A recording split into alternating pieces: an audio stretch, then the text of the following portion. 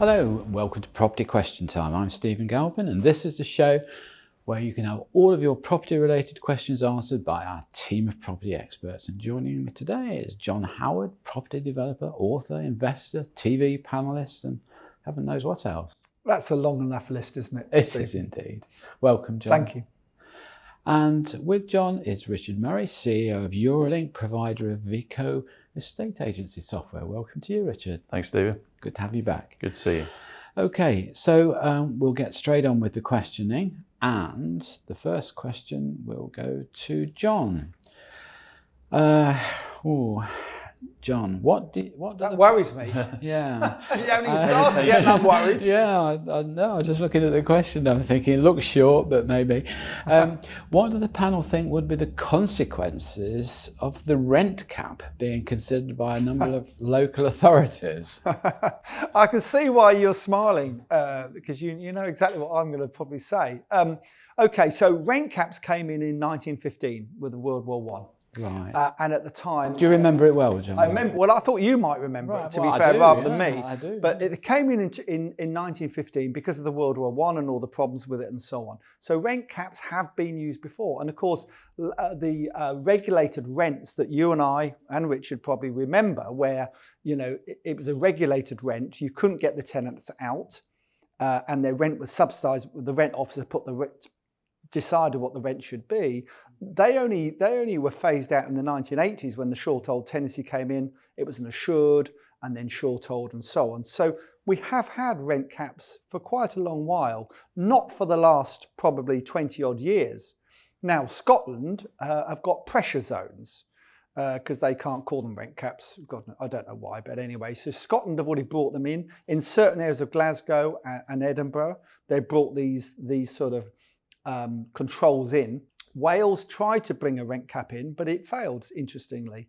It got voted down by the Welsh Assembly, which is quite amazing because I'm doing a joint venture in Cardiff at the moment, and I can tell you, they are left-wing, that lot. So for me, I don't think you'll need a rent cap. And the reason I don't think you'll need a rent cap, because if no one can pay their energy prices, and no one, they have to pay the energy prices, whatever that might be, the increases, everyone has to pay the council tax. The only thing people can negotiate on is the rent. Now, in the past, I appreciate when the market goes down, property market goes down, rents become stronger. In this instance, we don't know what's going to happen.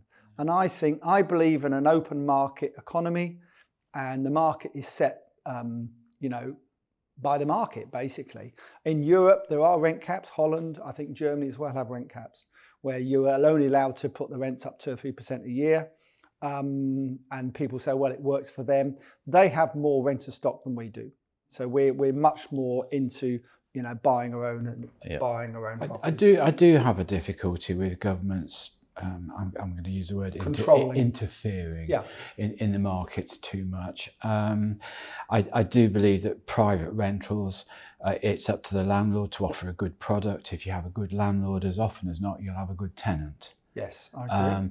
And you both agree the terms. And I mean, people on this programme have heard me say it many times. Landlord's written the lease, you've looked at it, you've read it, you've signed it, you both agreed it. So why don't you just do what it says and just get on with it and let the market force the level that it's at. If you start interfering too much, it's like this business at the moment we've got with, allowing pets into residential buildings. There's one down here that's done it, and they're regretting it like mad. There's all sorts of problems with that. And that's the sort of government... Well, that's going to be in the new Rent Act, isn't it? If that ever comes in. I mean, Gove was very keen on getting all that through. Well, I'm through. very pleased he's gone, because he had some crazy ideas. Absolutely. Absolutely crazy ideas. But I mean, this is the whole point. If government interferes, they've got to understand what the market is and what they're interfering in. And it could have a detrimental effect. I mean, don't forget, the short-hold tenancies, which were the process from rent caps, as you absolutely described in 1980, was to encourage a strong rental market, encourage landlords into the market. And if we start interfering too much, those landlords will go, and there'll be an I was just going to say that. We're already seeing far less units. I think it's nearly 50% down. Private rental sector landlords are leaving it. en masse. I think there's something like 4.8 million homeowners that own more than one property. So I mean that's, you know, and that will, and it will change anyway, because when people, if the market becomes tougher, people need money. They're not going to sell their main house; they'll sell the second one anyway. So I mean, naturally, this moves around naturally, doesn't it, Richard? I mean, you see that in all the algorithms you do and everything else. Absolutely, but also I think from just a basic point of view, I mean, you pointed something out there. In an extreme circumstance, rent caps have been introduced. Yeah. This is another extreme circumstance we're in. However, I do think, what will people do in January and February next year, 2023? Will they pay their rent, or will they heat their homes and cook for their children? Exactly. And I know what I do. Exactly. And if you're I don't like saying it, but we're all landlords here. If you're a landlord and you've got the choice of someone moving out and having it empty for say 6 weeks, or you've got to reduce the rent by 50 quid a month, you're going to reduce the rent by 50 quid a month, aren't you? Interestingly, during the pandemic, we spent some time with clients designing a payment plan functionality to put into the software. Yeah. And I think it's probably going to be more useful in the coming year than it was. I think that's going to be your pre and post pandemic. That's going to be your best seller for that's 23. We heard it here first, ladies and gentlemen. We heard it here first. But don't get me wrong, this was already happening, but it was happening outside of systems. Yeah. The concerning thing is that it now should just be sat in there as a given. Well, the amazing thing was during the lockdown, we thought that some of our residential tenants wouldn't pay, and actually they all paid. It was the commercial ones that never paid. Yeah. And the big wanted more support. And the joke is, Richard, the big names, the people that you had heard of, we've got a few national tenants in our commercial portfolio. They're the ones who didn't pay when they could pay. They just wouldn't pay. So there you go. I think, I mean, the stats last week were showing that insolvencies are now starting to rise quite quickly, and well, this is a result of bounce back loans needing to be repaid. Steve, we like buying part finished stock, part finished developments, and we're seeing more and more all the time already. Okay, right. Well, Richard, we're going to move on to your question, which is, what do the panel think will be the next progressive move in estate agency? We've had the use of national property portals, online-only agents, and quite sophisticated agency software management systems, which of course you're involved with. What next? I think ultimately it's going to all be centered on data, and I've talked about data before on this program. But it just continues to form a bigger part of what we're doing day after day. However, what I would say is, and I always say, is the way we serve technology up to this particular sector has to be as people friendly as possible. Because, and we've talked about this before, John, you can have the best piece of technology in the world, but if you don't have uptake, what's the point? Yeah. It's such a shame. You can have a great idea, but it doesn't always mean, we're talking about earlier, off air, you can have a great idea, all this tech, but actually doesn't mean it's going to be a success sometimes. And also, it's traditionally a sector that's very slow in adopting technology. Right. It always has been. I don't know whether it always will be. Well, but it certainly, feels can I just say, it certainly is in Norfolk, where we've got our estate agencies. Our, people that work with us, with 40, 50 staff, getting anything new across to them is hard work. Yeah, just change management is our biggest challenge. I can imagine. And again, it's the sector, the people in the sector, the fact that it is a people dominated. It's a people business, isn't it? You mentioned onliners briefly. That's part of the reason why it hasn't worked in the way they all expected it to work. But did you think it was going to work, Richard? I didn't. I think there's a place for it. I think there's a market share for it. I just didn't think it would be as low as it is. I certainly didn't think it would be anywhere near as high as they thought it would be, or the people investing in it, sadly. But that's that. But what's next? I don't know. I mean, you could talk about adoption of technology. I mean, augmented reality, I love. I mean, the fact, being able to sort of point your device at an empty site and see the finished product is I think, fantastic for developers. But who's adopted it? Not as many as I thought would do over the last decade, but maybe they will over the next decade. Artificial intelligence, machine learning, again, say that to the guys, the 50, 60 users. Tell me about it. What? Pardon? Tell me about it. Hold on a minute. We know what we're doing here. Yeah. So again, I feel it's how it's served up. Data, AI, machine learning, being able to give users the information to help them make better decisions. Do you think? And if it's not disguised as such, but if it's served up correctly, it still remains a people business backed up by absolute fact. Do you think there's any merit to the comment that says, well, look, you're in an industry, an estate agency, where anybody can start up, qualified or unqualified. Yep. You can start off in a tiny little lock-up shop and do whatever. At me for? I don't no, I'm not looking at you, John. But you know, anybody can start up, and so therefore, to some degree, a great part of that industry is almost a cottage industry. Yeah. And so therefore, it's going to be slow to take up new tech ideas. It's going to be slow to adopt new systems, and also. I always think that it's the sharing of data that's so critical, isn't it? It's only useful if it's shared. Am I right in saying that something 90% of property searchers now start on the phone, something like that, or 95% of property searchers? Well, I think the portals would challenge you on that, because they've got some heavy fees to justify talking of pandemics, of which we pay some. I know. I can't imagine what you pay. I mean, at one point, their fees were matching rent, as we were talking about rent caps earlier. But I know it's commercial, slightly different. However, I mean, there's companies like Callwell, for example. That's what they do. They exist to convert a phone call into an inquiry, to create the inquiry within the software. But at the end of the day, it doesn't matter to me as a technology provider whether it's a walk-in, a phone call, a web inquiry. It's a lead. But Richard, it's lead management. But Richard, no one walks in a estate agency anymore. No. And, okay, gents, I'm going to have to stop you there. We have to go to a break. So that's all we've got time for in this half of the show. So join me again after the break.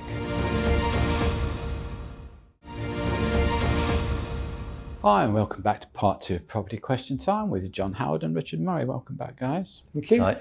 John, your second question. Yes. What do the panel think the government could do to stave off both a general recession and also a downturn in the property market? Why has the person sent that in for me to answer, do you think? I'm not going to answer that. No, John. okay.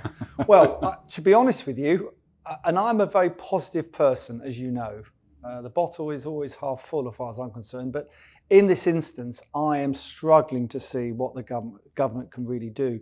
I was talking to an MP about 4 months ago, or 5 months ago, and he said, we can't increase interest rates to more than about 3.5%.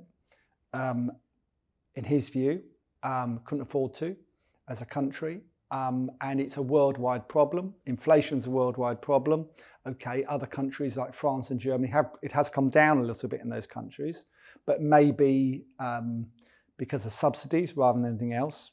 Perhaps it's not a natural reduction in inflation. Whatever happens in America happens here normally. The one thing that's obviously really good news is employment, and employment is kept going. But I mean, in terms of property, certainly, I was talking to one of the leading agencies in the UK that sell new homes, and one of the directors there, she said to me, this last month or so, we're fighting down valuations, fighting them all the time. This last month, she said, that's all I've done. And that's the sign of the first sign of things getting tough. And I'm sure Richard would say on his portals and so on that he's noticed, more price reductions, property, and we have in our agencies in Norfolk, more properties falling through, and there will be that churn until it settles down, where people who have agreed to buy start getting cold feet and then pull out. But there'll be a new breed of buyers who think, hang on a minute, I already own a property. I want to buy a bigger one. Actually, there's more of a saving if you're buying a bigger one in a downturn than there is any other time. So I think as long as you're in the market, it's okay. But from a government point of view, I think we've got major problems over the next 12, 18 months. And can a Conservative government or any government get back in with all this going on, with the energy crisis and so on? I think it's going to be very, very difficult indeed. I think the perception is that the government have sat back and done very little for the last 2 years. I think that's a bit harsh. I think they've had COVID, and I think Boris has been a problem. But if you have an 80-seat majority as a Prime Minister, you walk on water, certainly for at least 18 months. You know, there's very little people can do. And he helped, you know, he won the election, and obviously, sadly for the Conservatives, he's messed up ever since. You touched on valuations there, John. I mean, I think probably like you, I've spent half my life fighting down valuations and things when you get into property. They're always wrong when we receive them, aren't they? Absolutely, yeah. But of course, the consequence of down valuations has quite a wide effect, even right across industry, because, you know, we live in a country that the banking ethos is, okay, you want an overdraft for your business, what's your house worth? You put your house up for your security. Now, if the value of that asset has gone right down or gets undervalued, it affects those that are borrowing for business as well as just those who are borrowing for just mortgage. Well, it affects everything. It's huge. It's huge. It's absolutely huge because, I mean, if someone doesn't buy the house, you take first-time buyers. A year ago, they could have got a mortgage. The repayments probably half what they are now. Yeah. Slightly below half. So if that person doesn't buy, then they don't improve the property, they don't spend money. The government think that something like 15%, I think it's 15%, is spent on a house or on the value of it when they purchase it over the first 2 years of buying that house. You know, new kitchens, new bathrooms. It's very important to the government. The housing market is hugely important. Knock-on effect, isn't it? It's a huge big knock-on effect, yeah. It really is. But is it 2008? I don't think it's 2008 levels, because well, I know what are your stats saying? Because that might help us, Richard. Well, it's probably a bit early at the moment. Yeah, it's probably a little bit early to really use the data to understand what can be done. You know, is it another stamp duty cull? Is it another? You know, is there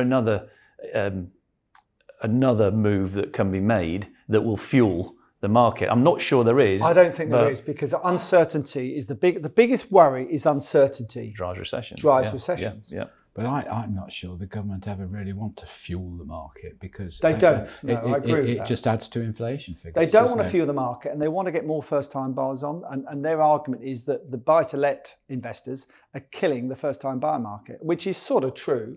Do you think that's right, John? Sorry? Do you think that's right? I think it is right, because if you've got a choice of two buyers, and at the moment or up till now there have been more than two buyers, who are you going to pick? A first-time buyer, or a bit inexperienced, or you're going to pick someone who's putting a bigger deposit in and knows what they're doing? But a first-time buyer's property is not really going to be the ultimate rental property, is it? Well, you say that, but of course it's at the lower end. The yields are better normally. I would probably disagree with you. Not for the first time, Stephen. Well, takes all sorts. It does. Okay, Richard, your second question, and I'm particularly glad this has gone to you, because you're in quite a unique position, aren't you? You can look at the estate agency business without bias. Oh, that's nice. Thank you. No, but you can. You look across the industry, and I think that's particularly abroad. Yeah, that's particularly useful. So, do the panel think that with the current ease of online communication and readily available software, agency negotiators would benefit from compulsory training before practicing either letting or sales activities? Wow. Well, I'd be interested in John's opinion, but it's interesting that I know what he's going to say. Yeah, it's you've already touched on it earlier in this program that in theory anyone could start an estate agent or a letting agent. More worryingly, that same anyone could also manage quite a significant client account, which is if you said who uses client accounts the most, lawyers and letting agents. There's big regulation on it now, though. Big regulation, but it's still, when you look at the contrast between a legal firm operating a client account and anyone, as assuming there's any difference between lawyers and everyone else. Well, that's for another show. That's for another show, Richard. That's a whole show. We've got a whole series on that, I think. Yeah. But anyway, I think you better button that one for now. to get back to the question, I mean, obviously we've got associations within the sector. Yeah. I mean, Property Mark. Yeah. The combination of ALA and NAEA. We've supported both conferences. In fact, we've never missed an ALA conference as a business. We've always supported them. That's a humdinger, isn't it, I should think? Well, but it's great. It's great to be there, and it's great to see existing clients, and you do get opportunities there. Not as many as you used to do. People don't go to buy anymore; they go for the conference. They don't think they wouldn't go for a night out either. That lot or property management lot, would they? No, they're a bit steady. No, there's no hangovers at Arla. Hangovers. No. But I think my problem with the there's the guild. There's lots of different associations. I think the problem with them is, if I said to 100 people on the street, what's Arla? I think 90% might say it's a brand of milk. I agree. And I'm not. That's not saying it trying to be funny. That's disappointing. So, and that's down to them to a certain degree. How much have they promoted it? Do the general public walk past an estate agent and say, oh, they're a good one. They're NAEA or they're Arla or they're Guild or they're. I don't think they do because they don't know about it. So, what I think the question is should this be centralised? Should there be, should there be a qualification? Should it be a qualification? But then the public needs to understand what that qualification is and what it means. And of course, in the old days, you had chartered surveyors, and they were stated. So there has been qualifications in some part of the business. Well, what I would say, some of the very big agencies in the UK, the biggest certainly 3 or 4, normally have very good training. When I look at and I would recommend any young person wanting to get into state agency, get a job with the big guys first, corporates, because what you'll find is you'll be treated very tough. You'll be very tough. You'll work long hours, but the training's excellent, and I think that's really important to have good training, and that training, is with you for the rest of your life if you want to make a career out of a state agency, and they know what they're doing. And some of the smaller officers can't afford to give that training. So that's what I would recommend, certainly. I think where I worry is with the online agents in particular, where somebody selling a property is then allocated the local property expert. I don't know how you judge the expertise of that local property, and I'm not sure if anybody does. No. Whereas, as you quite rightly mentioned, Richard, there are a few associations, and if there was a standardised intro course that was the same for each one of those trade associations, and to practice your trade, you have to just take a little test with any one of those. But we're talking about regulation here, aren't we? We're talking about regulation, which is a big topic and very difficult to implement. But I would agree with John. We work with large corporates, we work with independents. Interestingly, some of those independents are headed up by entrepreneurs who work for large corporates. Exactly what I could think of two examples straight away. And it's a good grounding, absolutely. And working with a corporate like Connell's, for example, closely for decades, I know how seriously they take everything from compliance through training through. They're big businesses. They've got to be really professional. All of them have. And because the consequences are horrific. And these days, especially. The problem is the more compliance we put in. We talked about rent caps earlier. Which, it's a form of compliance. Yeah, absolutely. I think the more compliance we put in, really, what it's there to govern the rogue element, the rogue landlords who actually will ignore a rent cap, who will ignore the compliance, who will ignore the deposit schemes. All it does is make good businesses. Well, it puts the cost of operating good businesses up, in my opinion. Yeah, I agree.